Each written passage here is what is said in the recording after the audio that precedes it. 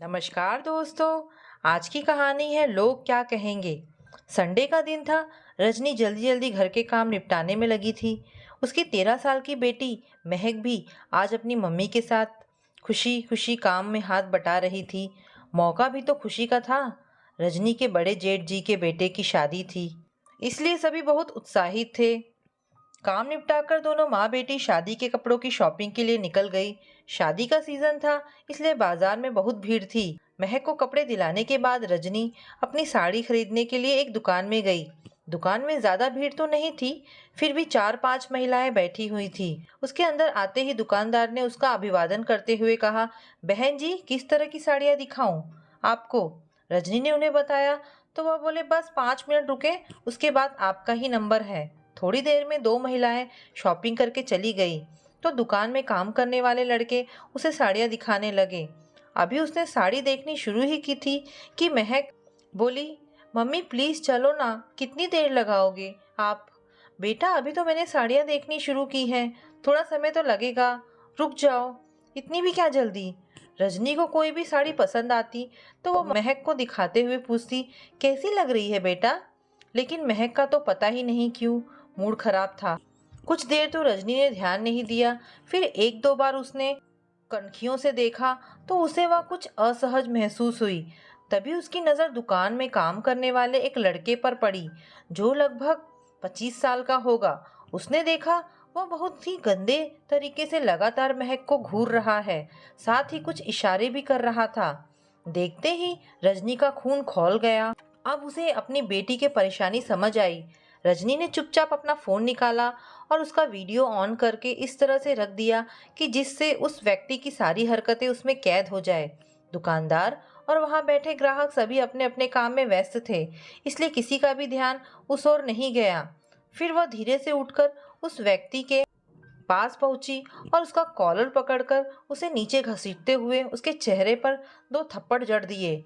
अचानक से हुई इस अप्रत्याशित घटना से वह व्यक्ति हड़बड़ा गया और वहां बैठे सभी लोग चौंक कर उस ओर देखने लगे। दुकान मालिक ने रजनी से कहा, बहन जी, यह क्या बदतमीजी है? बदतमीजी मैं नहीं, ये जनाब कर रहे थे, इतनी देर से पूछिए इनसे। तब तक वह व्यक्ति सतर्क हो गया था। वह संभलते हुए बोला, मैंने क्या बदतमीजी की है? मैं तो अपना काम कर रहा था, पूछ लो किसी से भी। मुझे किसी से पूछने की जरूरत नहीं है, मैंने खुद तुम्हें अपनी आंखों से देखा है। कितनी ही देर से तुम बुरी तरह से मेरी बेटी को घूर रहे थे और इशारे भी कर रहे थे। सुनकर वह पहले तो अपनी चोरी पकड़े जाने पर एक बार हड़बड़ा गया, फिर ढीठ बनते हुए बोला, मैडम, आप बेबुनियादी आरोप लगा रही हैं मुझ पर, क्या सबूत है आपके पास? हाँ हाँ बहन जी, यह तो कई सालों से मेरे पास काम कर रहा है, आज तक किसी ने भी ऐसी शिकायत नहीं की। और आप ऐसी बेबुनियाद आरोप लगाकर आप मेरी दुकानदारी खराब कर रही हो। भाई साहब, हमारे समाज में वैसे भी अक्सर बेटियों के साथ होने वाले हर गुनाह को नज़रअंदाज कर दिया जाता है। फिर मैं तो एक माँ हूँ, भरे बाजार में ऐसी ही किसी पर झूठा आरोप नहीं लगाऊंगी। जब बात मेरी बेटी से जुड़ी हो, आपको सबूत चाहिए, यह लीजिए। कहते हुए रजनी ने वीडियो ऑन कर दी, जिसे देख दुकानदार सहित वहां बैठे सभी लोग हक्के बक्के रह गए और वह आदमी तो अपनी गुनाह पकड़े जाने पर डर के मारे पसीना पसीना हो गया। दुकानदार ने उसे 2-4 थप्पड़ रसीद करते हुए खूब खरी खोटी सुनाई और काम से निकालने की धमकी देते हुए रजनी से माफ़ी मांगने लगा। यह सुनकर रजनी बोली, इतना भर, इसकी सज़ा नहीं है, मैं इसे अभी पुलिस के हवाले करती हूँ। कुछ दिन हवालात में रहेगा, तब इसकी अकल ठिकाने आएगी। अगर हमने ऐसे ही इसे छोड़ दिया तो इसे क्या सबक मिलेगा? सुनकर दुकानदार व वहां बैठे लोग बोले, छोड़ो बहन जी, यह तो 2-4 दिन में छूट जाएगा, लेकिन इससे आपकी बेटी की बदनामी भी हो सकती है।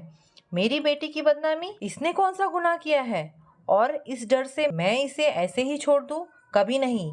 यही तो लोगों की कमजोरी है, जो ऐसे लोगों को ऐसी घिनौनी करतूतें करने पर बढ़ावा देते हैं।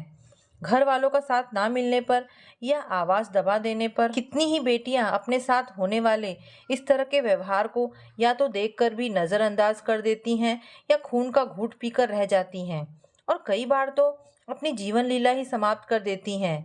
ऐसे लोगों को जब तक सज़ा नहीं मिलेगी तब तक उनको अकल नहीं आएगी। कहते हुए रजनी ने पुलिस को फ़ोन मिला दिया। कुछ ही देर बाद पुलिस आई और उस व्यक्ति को पकड़कर ले गई। थाने जाकर रजनी ने वह वीडियो सबूत के तौर पर वहां जमा करा दी। घर आकर उसने सारी बातें बताई तो सभी परिवार वालों ने उसके इस काम के समर्थन के साथ ही सराहना भी की। रजनी ने महक को भी समझाते हुए कहा, बेटा, मैंने बचपन से ही तुम्हें गुड टच बैड टच के बारे में बताया, फिर बड़ा होने पर कितना खुलकर आपसे इन सब के बारे में बात करती थी। उसके बाद भी आप यह सब देखते हुए भी चुप रही। सॉरी मम्मी, मैं डर गई थी कि लोग क्या कहेंगे। बेटा, लोगों की चिंता तुम मत करो, आपका परिवार आपके साथ है। कुछ भी गलत देखो तो उसका विरोध करो, हम सदैव तुम्हारे साथ हैं। महक सहमति में सिर हिलाते हुए अपने मम्मी के गले लग गई। आज रजनी को तसल्ली थी कि अतीत में जिन बुरे अनुभवों व मानसिक प्रताड़ना से वह गुजरी, उसने अपनी बेटी को उनसे बचा लिया। आज भी याद है उसे कितनी बार मार्केट में चलते हुए कोई भी बुरी तरीके से छू देता या कुछ कहता, क्या तो वह चुप रहती। अगर कभी भी उसने घर वालों को बताने की कोशिश की तो उन्होंने हर बार यह कहते हुए उसे चुप करा दिया कि भीड़ में हो जाता है ऐसे, अरे घूरने दो उसे, तुम मत देखो ना उसकी तरफ, ध्यान से चला करो, सिर झुकाकर चला करो, रास्ते में मत हंसा करो। सारी सीख उसके लिए ही थी, इसलिए उसने घर में बताना ही छोड़ दिया था। महक के पैदा होने पर उसने ठान लिया था कि जिस बुरे अनुभव से वह गुजरी, मेरी बेटी नहीं गुजरेगी। मैं हर सुख दुख में उसके साथ खड़ी रहूंगी। आज अपनी बेटी का साथ देकर अतीत के बुरे अनुभव का जो बोझ उसके दिल पर था काफ़ी हद तक छट गया और वह खुद को हल्का महसूस कर रही थी। तो दोस्तों, कहानी यहाँ पर समाप्त होती है। आपको ये कहानी कैसी लगी मुझे कमेंट करके अवश्य बताएं। अगर आपको मेरी कहानियाँ सुनना पसंद है तो प्लीज़ मेरे चैनल को सब्सक्राइब करें। धन्यवाद दोस्तों।